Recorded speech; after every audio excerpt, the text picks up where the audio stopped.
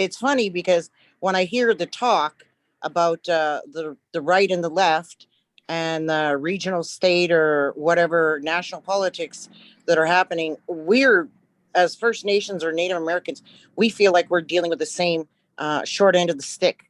We feel like I think there's if you look right now across Canada and you see the high percentages of First Nations who live in on reserve, who are unemployed and living in poverty, and very similar statistics in the United States as well.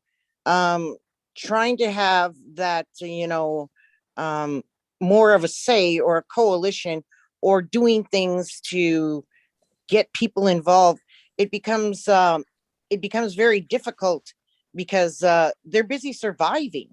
If people can't are only making it paycheck to paycheck and not even doing that, are afraid to lose their houses, living in their cars, uh, whatever's happening in sort of mainstream, you have to look at that and take it down about 10 notches to what's happening in a First Nation community, on a reserve or on a reservation. And so when we're talking about that, I always say, like, how can we begin the discussion? How can we have the discussion unless we have an actual picture of what is really happening in our First Nation communities? And I've said this before. That's why I stay on my reserve. I stay here. I hunt around for gas money. Head gasket broke, so I can't get off the reserve.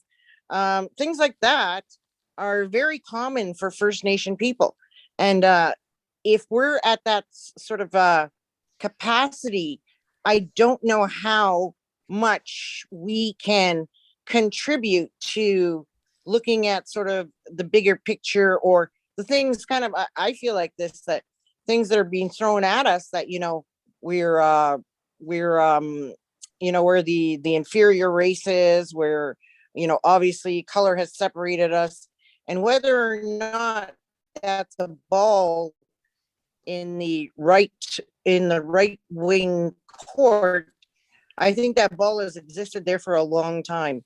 I think what Chuka said too is that the system is inherent into the system, and there's this idea of adversarial right and wrong, good and bad, left and right. And when we hear this, when I hear this, I think, well, if you involve the people and you have, the strong ties of spirituality and the strong guidance that you're to live in harmony with the land and nature and not take more than you need, that's sort of opposite, or a paradox, or not quite what capitalism tells us.